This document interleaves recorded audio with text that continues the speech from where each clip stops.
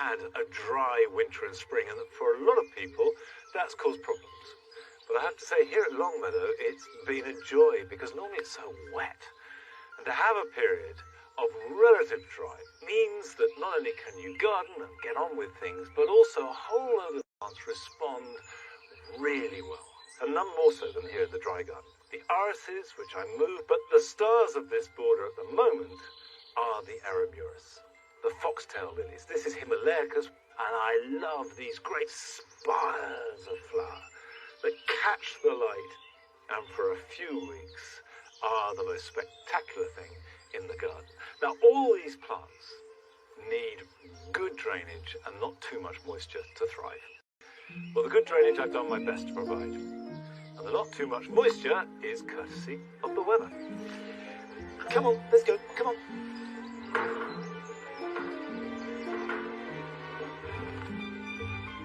On today's programme, Carol Klein will be celebrating the plant that she thinks sums up the month of May, that has become a menace in some parts of the country. And we revisit Adam Frost's garden as he starts to plant his brand new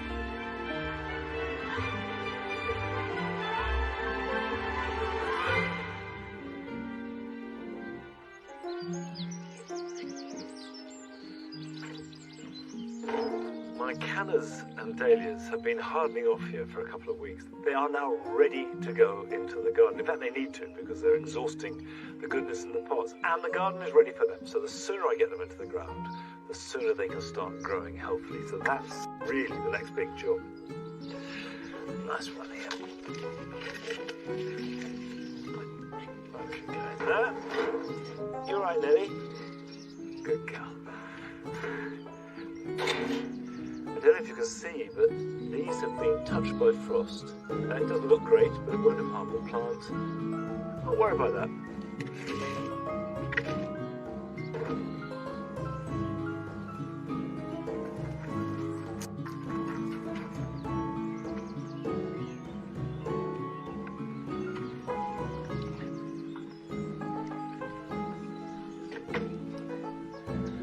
The borders are pretty crammed at the moment. It doesn't look like there's room for much at all, let alone whopping great dahlias and cannas. But I have created space in amongst the alliums, and also upcoming to make sure there is a constant display, and that means planting ahead. So while one lot's looking good, another is growing up through them. This is a canna called Wyoming, which has got rich plum-coloured foliage and orange flowers. Because it's been overwintered in leaf mould, it's a little bit green and anemic. You can see the slugs have been eating it. But when I get it into our rich soil, that will darken up and grow much more strongly. I'm going to pop this one there. And this is where having size 11 feet and not the attributes of a dancer doesn't work well for me. I just have to be very careful and do as little collateral damage as I can. At all. It's a big, dramatic plant, but if you're growing it on poor soil, then you will need to beef it up and perhaps give it a weekly feed, something like liquid seaweed, because you want it to perform to its best. You want it to be big and bold. I've chosen the dahlia, David Howard, specifically to go with these cannas. You've got the dark foliage and the orange flowers, so you get that repeated motif. That's probably about 3 years old. A nice, healthy plant. In you go. Dahlias are much more forgiving. They will give you a good display if your soil is less than perfect. Right, the soil will give them lots and lots of food. But if the weather continues dry, both these plants will struggle, and the canna in particular. So water them in really well.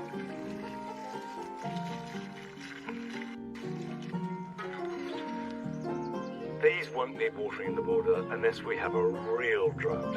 And to put it into context, I've never watered the dual garden in 25 years. But in a container, the dahlias will need a good soak once a week, and the cannas at least twice a week. Now this is forward planning. Neither of these plants will hit their stride for a couple of months, and they will go on flowering to the first frosts in November. But Carol has been looking each month at a plant that absolutely captures the moment. Now this is her plant for the month of May. Oxford Botanic Gardens is the oldest botanic garden in Britain. With more than 2,000 species, Euphorbiaceae is one of the biggest flowering groups of plants on the planet. It grows on every continent except Antarctica. The common name for Euphorbia is the spurge, but it's the 150 or so species which thrive in temperate regions of the world that are of real interest to British gardeners. These are the plants that shine forth with these brilliant beacons, and this is their time, May.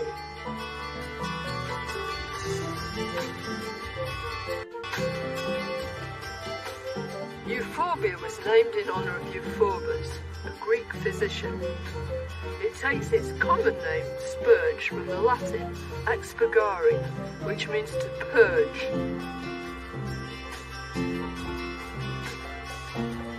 The characteristic of euphorbias that attracts us and the pollinating insects are these brilliant inflorescences. Most of us refer to them as flowers, but in actual fact, euphorbias have no petals, no sepals, and their flowers are contained in a unique structure called a cyathium.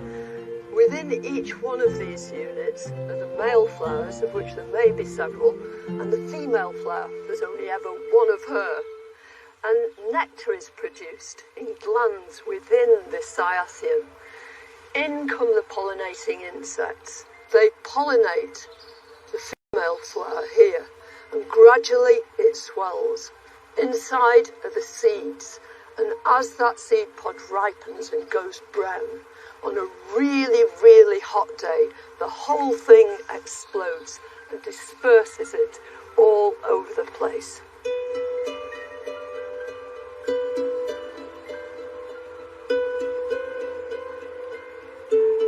One characteristic all euphorbias share is the milky sap that weeps out of the stems when they're cut. The latex is extremely caustic, causing severe irritation and burning. If it gets in the eyes, it can cause blindness. If you get it on your skin or in your eyes, wash it off immediately with clean water.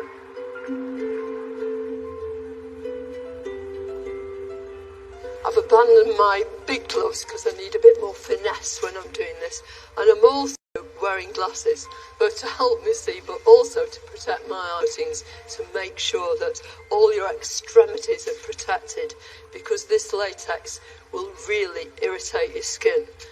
From this big long, first of all I want a piece about 6 inches 15 centimetres long, and I want to cut above a bud. But what I'll do is take off a couple of these bottom leaves too, so I've got a nice clean length of stem, and I'll dip the end of this into some warm water, which will just help heal it over. It's less likely to rot in that case too, and we won't have latex all over the place. So 1 cutting, 2, 3, that's enough I think to start with. Now if you've filled your pot with nice gritty compost, it's just nice open compost. It's got quite a lot of loam in it as well. So I'll just shake it down a little bit, and all I need to do is insert these cuttings so that about half is under the surface of the compost, and then just take some grit and put it right over the surface of the compost. And that does 3 things. Stops weeds developing, it'll retain the moisture in there. The third thing that the grit does is to make sure that the cuttings don't rot, because there's all that sharp drainage just around their stems. They'll take several weeks, maybe a few months to take root, and don't start to think about potting them on until you actually see little white roots emerging from the hole in the base of your pot. And then water really well. And that's it, they're done. There's a euphorbia for every aspect and for all sorts of conditions, from shade to full sun, damp to dry, and they're not fussy about soil. An exciting hybrid is Euphorbia pasteuri. It makes an imposing architectural shrub with handsome green leaves with white midribs. It's evergreen, but on the tender side, but if you can give it a sunny, sheltered, south-facing site and good drainage, it will repay you with heads of brown cyathea emitting delicious perfume. Its low-growing habit makes Euphorbia rigida perfect for a rock garden or a bank in full sun. Its pointy grey leaves clothe the stems in a spiral formation. Its cyathea change from bright zingy yellow to orange as they age.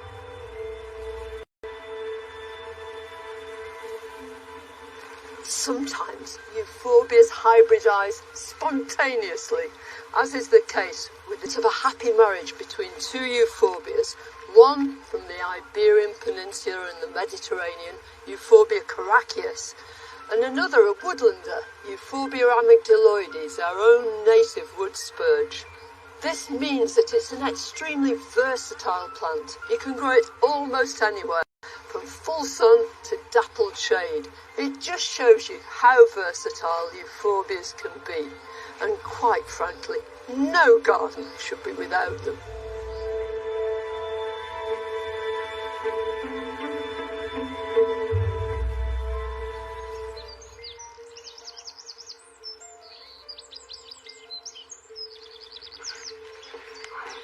It's nice to see Oxford Botanic Gardens. And did you know that the very first Gardener's World was broadcast 50 years ago from Oxford Botanic Gardens? And also, it's of yellow and green. You couldn't be further from the truth, because we use this Euphorbia, Griffithii Fireglow, for its incredible orange intensity at this time of year. They are fabulous plants, and I completely agree with Carol. Every home should have one.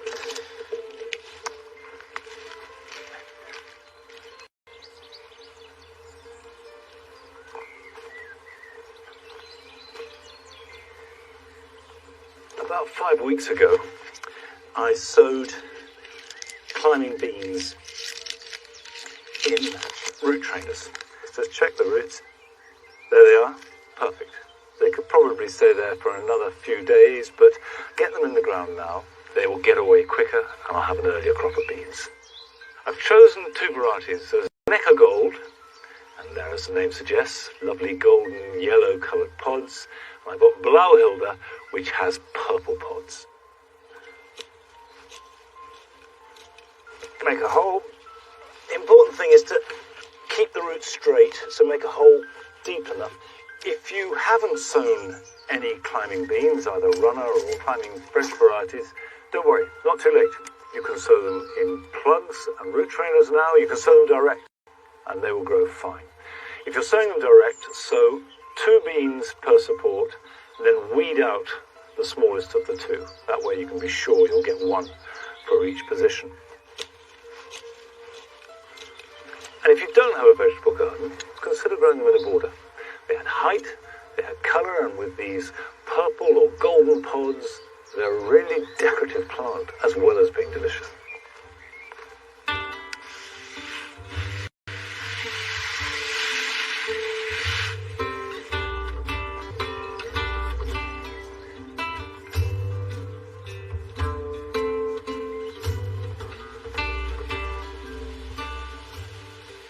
The pond is delivered, so as the Camasias fade away, this year comes into the fore.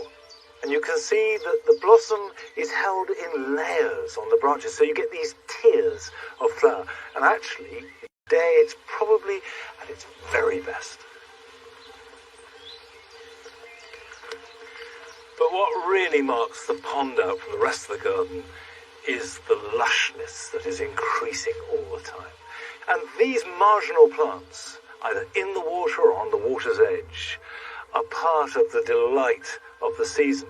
But all is not good, because the RHS has put out a warning saying that there is one particular marginal plant, which I've been growing for the last 30 years, for example, and I've got here in the pond, which we should be very careful about. It is potentially causing havoc in the countryside. And Nick Bailey went down to Devon to investigate. This is Lysochiton americanus, or more commonly known as skunk cabbage. A rather unflattering description for quite a flamboyant, attractive, and dramatic plant.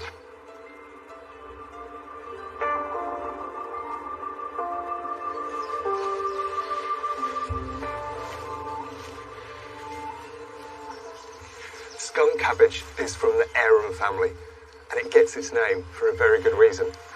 Its leaves and its flowers have the most repulsive smell.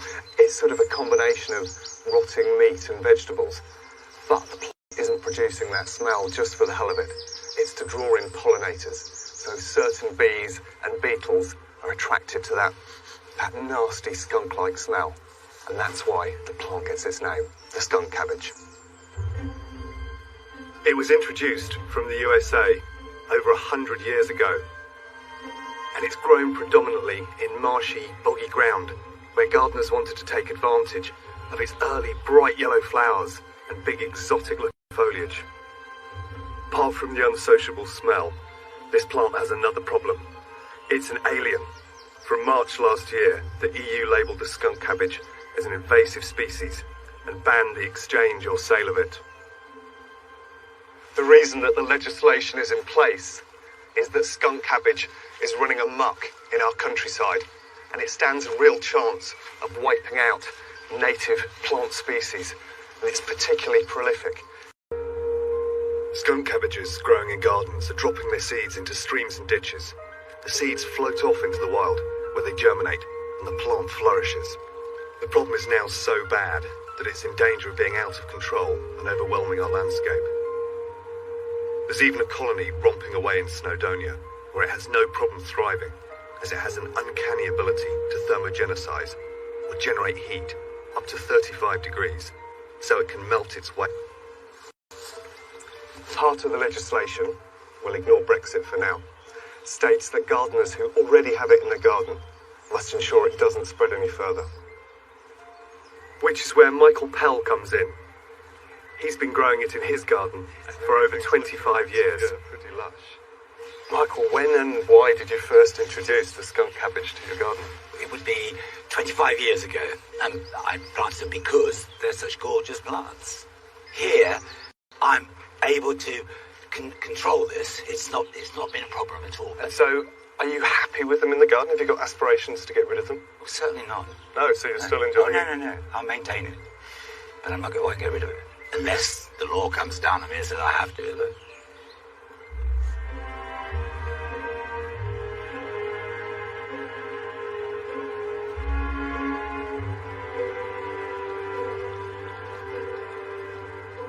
Now, Michael, the skunk cabbage is all over your garden, but it's particularly effective here, and I guess that's because the soil's so damp, it's humus rich, it's full of nutrients.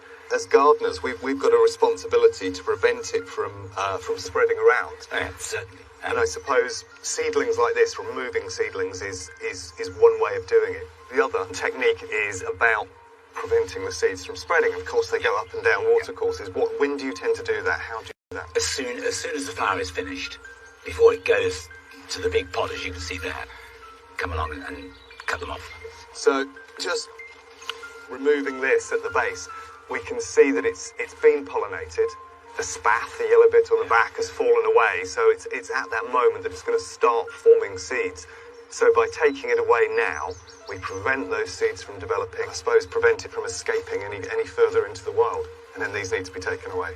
Taken away and left to dry before you burn them. Really. Managing is key Stopping the plant from going to seed is one way of controlling it. The other is to dig it up. Now, Michael, there's parts of the garden where you want the skunk cabbage, but here you're trying to keep it under control. We've got enough down here, yeah. Now, this is a relatively small roots to lift it out. Down the bottom. There's some movement. They have to be so careful it doesn't break off. Okay. I think. Such a clay soil. There we are. Wow, there we go. And look at those roots. They're just incredible. And of course, these are contractile roots, which means it's got that extra survival ability that it can draw itself deep into the soil, which can make a plant like that almost impossible to get rid of, can't Yes, it? exactly. Yeah, so really important. And I guess as well, this is the ideal season. It's just flowering now, just producing little spadix in the centre there, but no seed formed yet. How do you actually sort of eradicate these finally once they're out of the ground? A compost bag, lay it out in the sun, lay those on the top, and let them dry, and then I burn them. Wow, so that's total eradication. It's eradication, yeah. I mean, this plant represents a real dichotomy. In the garden, well managed, it's a good plant. But of course, if it escapes into the countryside, it presents a real risk to our native flora.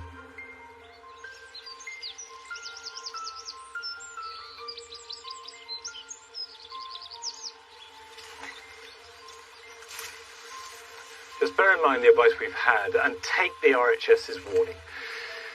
These are potentially going to clog up the waterways of our countryside. So cut them off. And if you've got it in your garden now, do so this weekend. And I will dry these and either put them in the bin to be taken away and disposed of, or burn them. Right, enough of trouble. Let's have some good things. I want to plant more cannas. I've got an aquatic canna, Canna erebus, which I grew in here last year.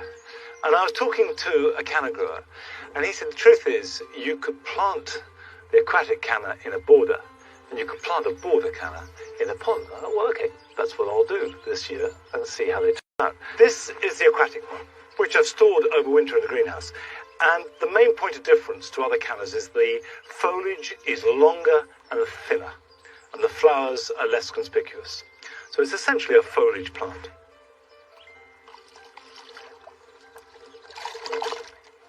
That's not bad. Right, that's the aquatic canna, Canna erebus. Now, let's try the Wyoming. Now remember, I planted this in a dual garden. I know it will grow well there.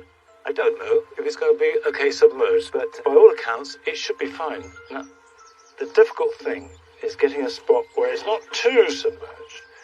Right, that's too deep, so let's put it there. As long as the pot is covered, that's the important thing. Okay, well, great big purple foliage with a tall orange flower. That'll be brilliant.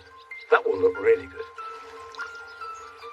Even if you're not planting, it is worth getting in the water and cleaning up a bit, getting rid of the dead leaves and any fallen twigs, or anything that will rot down and increase the fertility of the water. Because although that sounds like a good thing, it's not. The more fertile the water is, the more likely you will have weed and algae.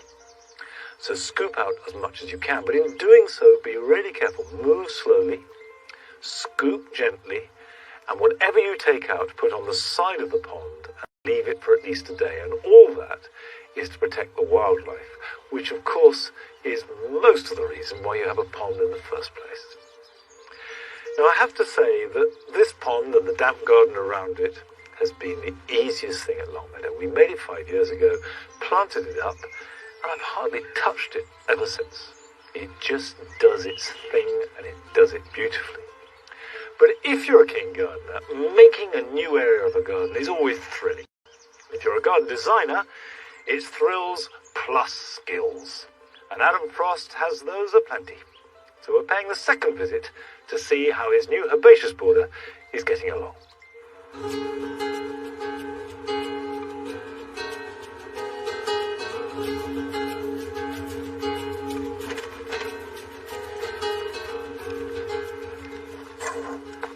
Well, I've been so looking forward to this day from the moment I moved in. You know, that idea of having my own herbaceous border. I spent my life sort of creating them, I think, for other people. But to have my own space that I can play in is absolutely brilliant.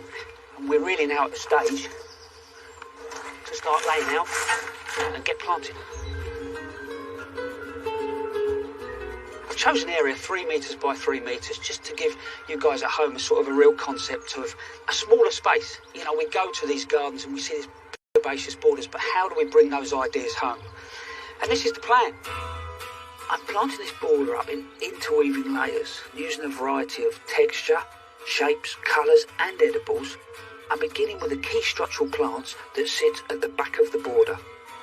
I've inherited a pear tree, which is beautiful, but it sits up, it gives this big height along this sort of long flat border. So the first thing I do is introduce a bit of height at the end, which is my chokeberry. And then you'll see I'm going to work the other plants in around them. Anyway, let's get on with it.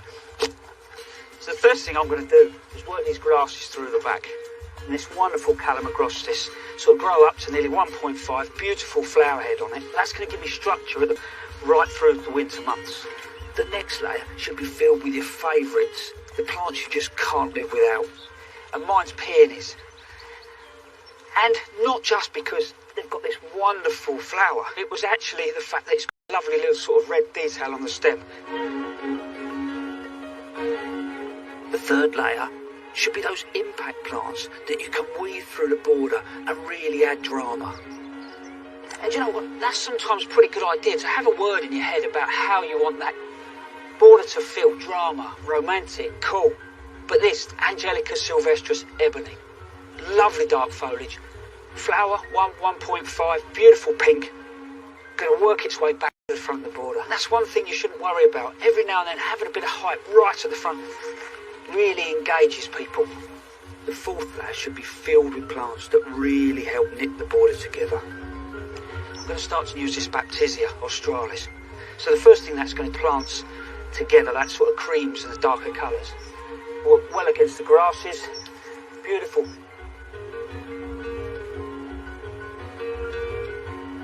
So after the Baptisia, I'm going to work in these lovely little Echinacea. They work really well, first of all, with that Calamagrostis, that grass. But after that, actually, they hold really well into the winter, so a nice spiked flower that hangs down. So after that Echinacea, we're going to add this little Adrotina. And I suppose what this plant does is, it's a companion. It gets the best out of the other plants. But then it grows up to about 1 metre, has a lovely white flower, which works beautifully with the blues and the sort of creamy yellows.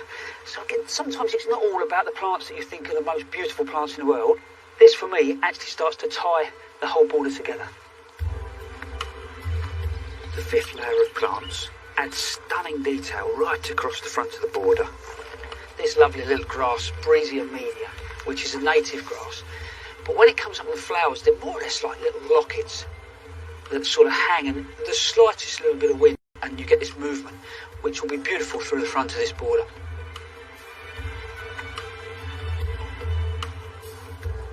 And then this lovely Centuria, which is called Geordie. Fantastic plant, grows to about sort of 600 high, so sit good at the front of the border. But it's the flower. The flower's stunning. And after this flower's finished, the seed head looks really good. So that, again, that gives me that sort of carry on into the back end of the year.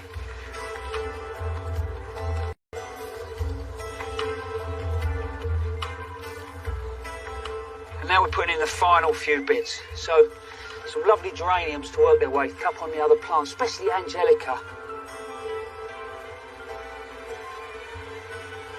And last but not least, is Astrantia. Beautiful sort of paper-like flowers. Pop the last one in, and then they can all go in the ground.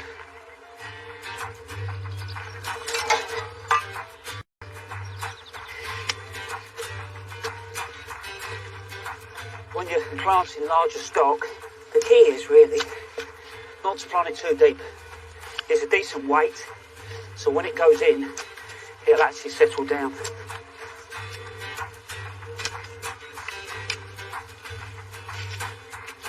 Looks fantastic, but I actually bought them online bare root through the winter.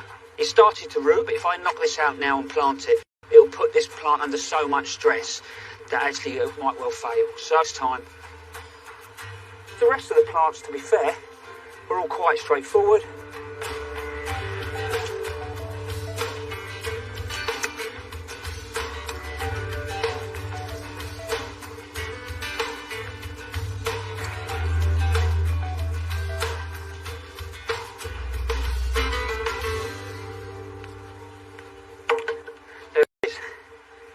Last one. All this needs now, drop of water, and there'll be a way. They're herbaceous, they'll just put on loads of growth.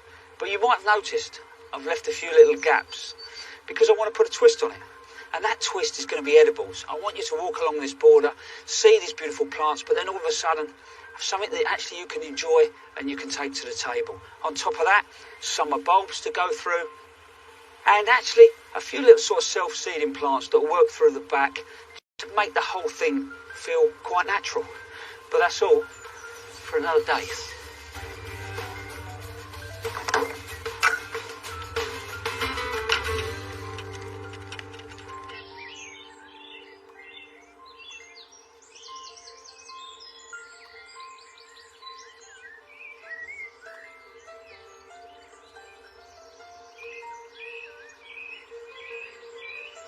Whilst, of course, I, like everybody else, want to see how that border develops, what I find really fascinating is seeing a top designer at work on his own garden. But the real excitement, however you go about it, is seeing the garden grow and develop, and we will all share that with Adam's Garden as it gets into its stride. Now, we've got lots more to come on tonight's programme. Mark Lane visits a community garden with a very unusual history. And Rachel de Tame goes to and azaleas. But, first of all, we have our Golden Jubilee plant. This is the last of the 10 that we've put forward. And this week, it is Carol's turn. Star in the ascendant over the last 50 years. Geranium Rosanne burst on the scene in the early years of this century, and what an impact she made. She flowers from May till October. What flowers too! Great big chalices of sumptuous blue with white centres over beautifully marked foliage. She's a buxom beauty. She grows at least a metre in every direction, and she'll grow absolutely anywhere, from dappled shade to full sun. You don't even need a garden to grow her. She's really happy in a container. She's definitely my Golden Jubilee plant.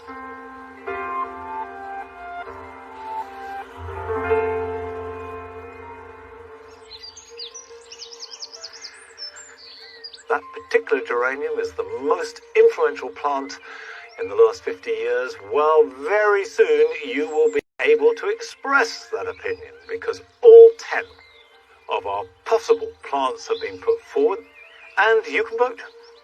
And we'll be announcing the winner at Gardeners World Live, and we'll be telling you how you go about voting later on in the programme. Now, Mark Lane is in us with a garden that is, at the very least, unexpected. I'm in Hackney, East London, and this is Sutton House, which dates back to the Tudor times and is owned by the National Trust. I've been wanting to come here for a long time, and I'm really excited. Normal Tudor house, but if I go through to the garden, I know I'm in for a surprise.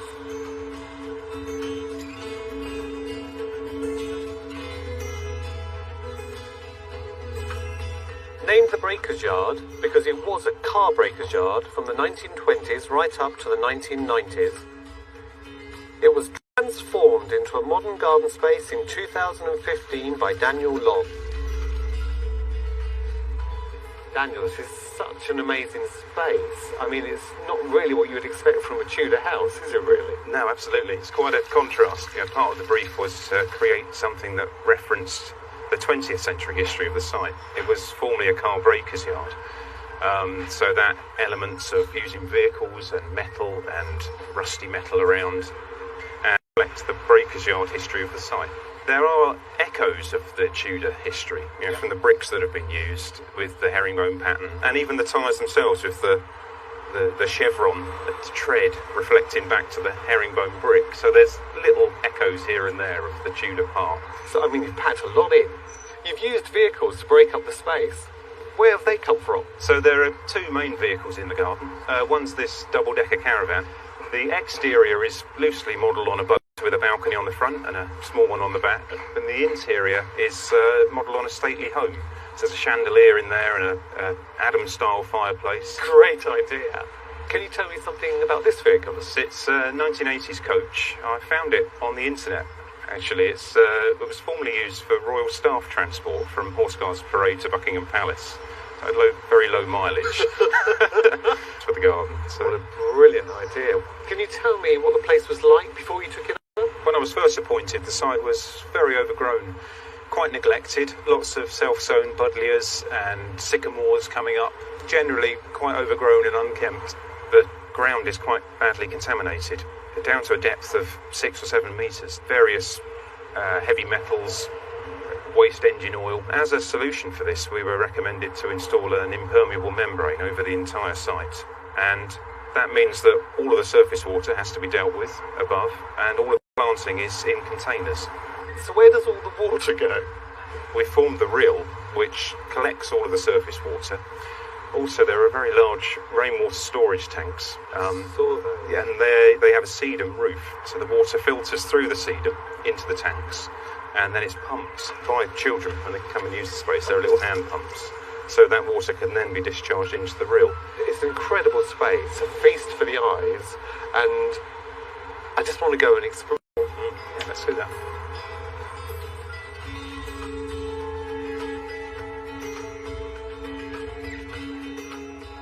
I noticed there are a lot of planters in the garden. This is a brilliant idea, isn't it? It's a repurposed car trailer. It's a good height for a raised bed. It's a brilliant height for me. Absolutely. And good depth of soil in there for the planting. It is. It's a lovely mix. We've got thyme, we've got sages, we've got oregano. And right next to it, we've got this wonderful thing, which is like, well, I assume it's like bug health. Is that right? Absolutely, yeah. It's a tool chest from the back of a pickup truck, which we've repurposed into a bug habitat. And of course, who cannot notice this beautiful indigo pharaoh? I wish I could grow this at home, but of course, it's quite tender, isn't it? It is. So there's this wonderful microclimate, I would imagine. That's some underplanting as well, isn't there? Yes, we've got Haconicloa under there, the deciduous grass. It's all planted within a tyre, and the planting seems to thrive in these tyres. I think because of the shape, it creates a little dish in the base of the tyre to retain some moisture in there. That's a really good tip.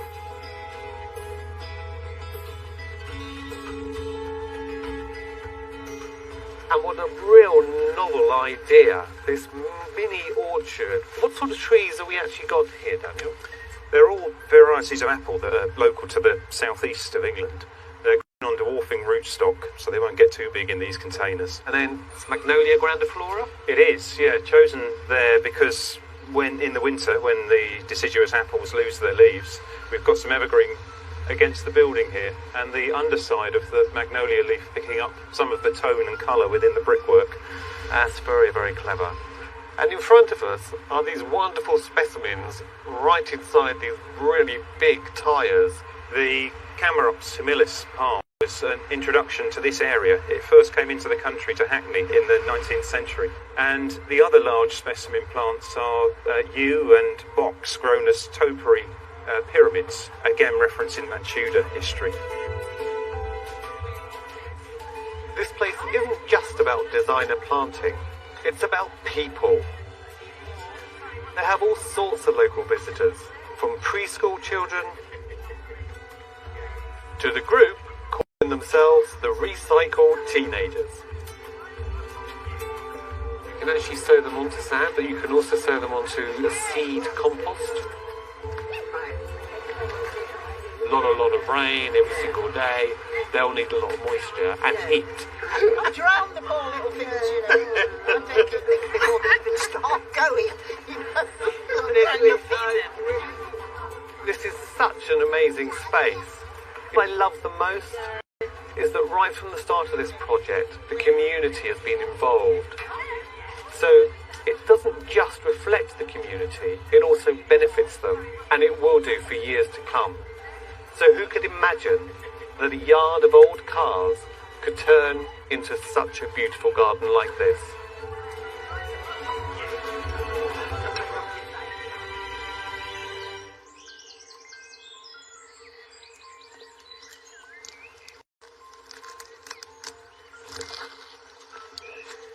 What's so fabulous about that garden is that it's got such energy.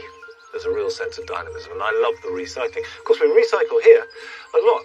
The shed behind is all using old tin and old windows. In fact, we try and incorporate.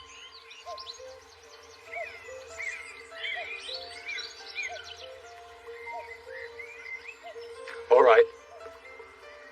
I'm cutting back this rocket. I'm cutting it because it's going to seed like mad. You can see that it's nearly all stem. The flowers are desperate to form, and that means that there's far fewer leaves. The leaves that are there are tougher, they're less sweet, they're much hotter. So what I do is cut it now, and then I'll do another sowing in July and August, and we can start the cycle again in late summer and autumn.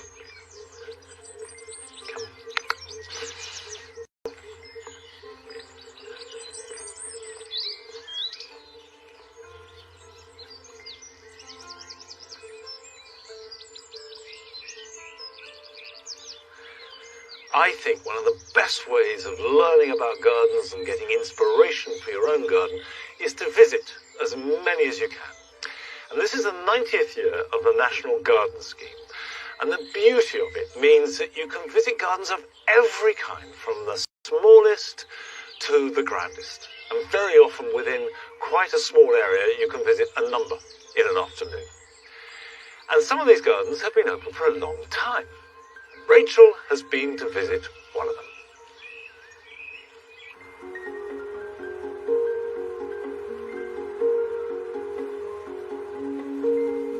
Ramster Hall in Chiddingfold. A 20-acre woodland garden blessed with a wonderful canopy of oaks, larches and conifers, under which flowering shrubs flourish. It's a garden laden with Eastern influence. Explosions of rhododendrons and azaleas at every turn. It's one of only 2 gardens that have opened every year under the National Garden Scheme since it started back in 1927. So Ramster Hall really is in excellent company.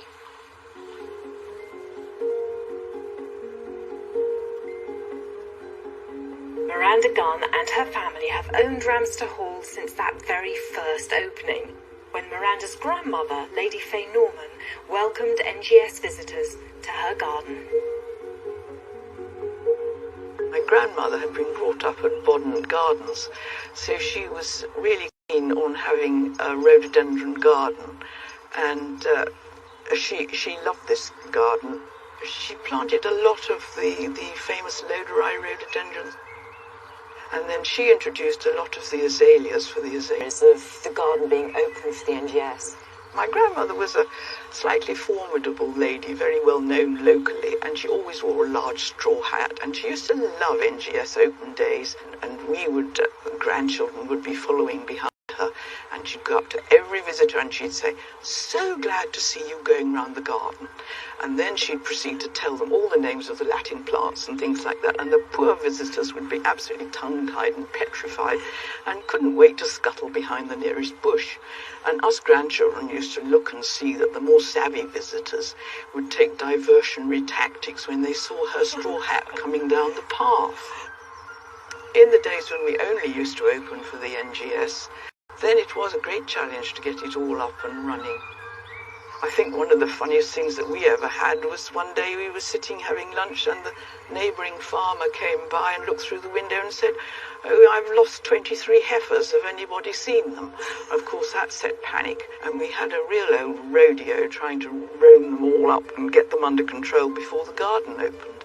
So it sounds like there are adventures, always the unexpected. Always the unexpected happens when you're dealing with the garden. garden open days, yes. I think people who want to open their garden for the NGS, I mean, they get so much pleasure out of sharing the garden with visitors. You're so right. I think one of the joys of this garden is sharing it with people. It's still a great honour to open for the National Garden Scheme. And what a treat lies in store for those visiting this magical place. As many as 1,000 rhododendrons grow here, 500 varieties, and up to 80 species. Rama Lopez Rivera is one of the gardeners and a rhododendron expert. So talk me through the collection here. I mean, Ramsden Hall isn't that well known, is it? No, it's really gone under the radar for the last 80 years probably. It's been a low-key garden, but that's been part of its charm. You start off at the front of the garden, we'll enter the azalea garden. Furume azaleas you get from southern Japan. We have the Lodorei collection here.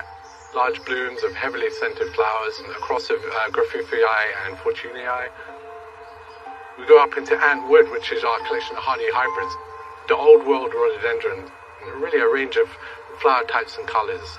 Excellent forms. A little slice of Asia in Surrey.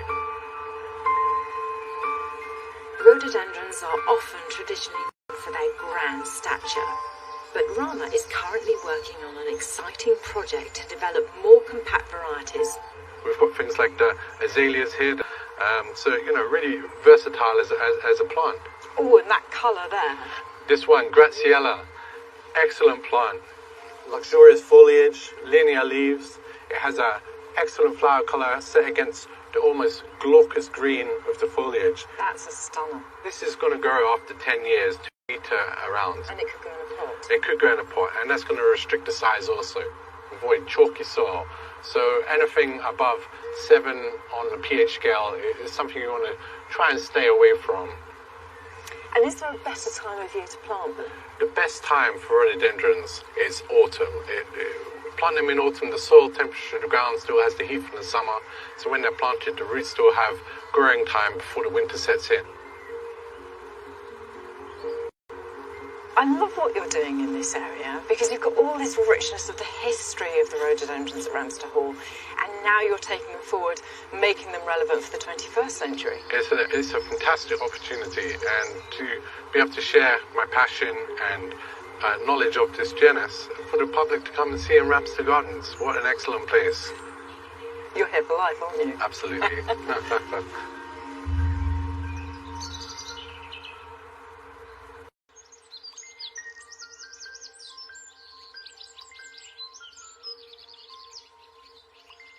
Seeing rhododendrons in flower on that scale is always an incredibly dramatic, awe-inspiring thing. I mean, if you want to experience either Ramsden or any of the gardens open in your area, do go along. And the National Garden Scheme is having a big celebration over the bank holiday weekend. For details on that, you can go to our website. Now, one of the features of Ramsden is that it has ericaceous soil, so it can grow all those amazing azaleas and rhododendrons. And I've tried to grow Meconopsis, which tends to prefer ericaceous soils, for the last 30 years, and failed dismally. And these now are in their 3rd year, which may not sound a lot to you, but it's a triumph for me, because to have them regrowing and flowering is something that I've wanted in my garden most of my life. There's very little else that has that intensity of blue that you'll find at any time of year, let alone now. And the key to growing these, as well as having a slightly ericaceous soil, is to keep them moist in summer, moist and cool. And that doesn't mean wet at their roots, but having the air moist spell. I misted them, and I did that every day. And I think that helps, and you can see how they're covered in these little hairs on the stem and on the foliage, and it holds the droplets of water. That little crystalline, by and large, beyond our control. It's down to the weather. So, let's see what the weather holds in store for us gardeners this weekend.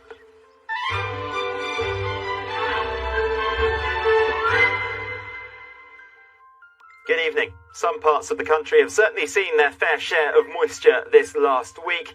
In fact, there's been a lot of rain in places, much needed rain at that. down across parts of the southeast of England. 55 millimetres of rain has fallen over the last few days, over 2 inches. Not much of that rain, though, has reached the north of Scotland. That's going to change a bit through the weekend. All of us seeing some rain at times on Saturday, quite a showery day, some sunny spells as well. And then if you are heading out into the garden, maybe to sort out the pond, Sunday should be a dry day for many. Let's pick up the story on Saturday, and you can see a lot of showers flinging their way across the country and across the northern half of Scotland. Well, here it's quite a cloudy afternoon with some outbreaks of rain. Some of that rain could be on the heavy side. Across Northern Ireland into Northern England and the Midlands, lots of showers, some of them heavy, possibly thundery. It may well be that parts of East Anglia and the southeast don't see so many showers, more in the way of dry weather. But across Wales, down towards the southwest, some pretty hefty showers moving their way through. Now, most of those showers will fade away on Saturday evening. Saturday night will be a fairly chilly one. I think most places should avoid a frost. In very, very prone spots, I couldn't completely rule it out. If you're out and about in the garden on Sunday, though, maybe planting up those hanging baskets, a nice day for it. Some good spells of sunshine, a bit more cloud into Northern Ireland and Western Scotland, maybe some patchy rain here. But in the best of the sunshine in the southeast, temperatures will get to...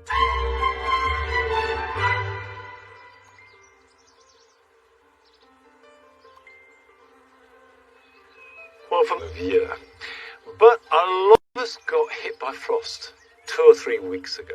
I was actually away, and when I left, this magnolia, black tulip, was looking great. The flowers were just opening, it was healthy, and when I came back, it was reduced to this, tatters and rags. And of course, spring frosts do that. You've got lush growth, you get a touch of frost, and they are really affected. Now, people have asked what to do. Carefully remove them so you do as little damage to the roots as possible. And give each cutting its own new pot with fresh compost. And put them somewhere protected to grow on, and they'll be ready to plant out in a month or 2.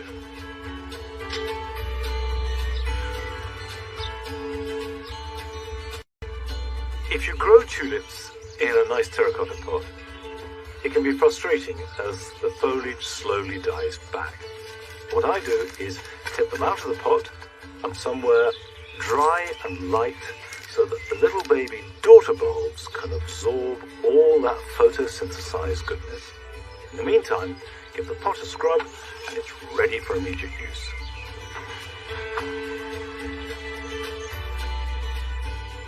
Although broad beans grow strongly, they can be bashed about by the wind and the rain. So give them some support. And the best way to do this is put canes or sticks in the corners of the rows and wrap a layer of string around. And then you can add as many layers as are needed as the beans grow taller.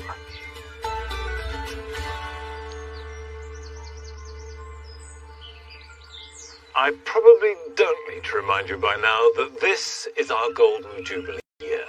And as part of the celebrations, we have chosen the 10 plants that we, the Gardeners World presenters, think have had the most impact on our gardens during those 50 years. Well, the time has come for you to choose which of those 10 is the one plant that has influenced us most. Now, let me remind you what those 10 were. I started things off back in March by choosing bedding plants, and then it was Bailey's turn and he nominated dahlias. Rachel chose Aquilegia vulgaris, whereas Mark Lane selected Echinacea. Joe Swift selected Stipa gigantea. Chilies were championed by Francis Tophill, and Flo Headlam opted for the common jasmine. It was the Japanese maple for Alan Power, Adam Frost's pick was the rose, and finally, Geranium Roseanne was Carol's Jubilee plant. If you go to our website and look for our Golden Jubilee Plant Award, you can make your selection now, and it will be open until midnight on Sunday, May the 20th. Winner of our Golden Jubilee Plant Award at our big celebratory bash at Gardeners World. I'm afraid we've run out of time, and I shan't be here next week because all next week, along with the rest of the team, I shall be at Chelsea. So I hope I'll see you there and back here at Longmeadow in a couple of weeks' time. Till then, bye-bye. Come on, dogs. Come on.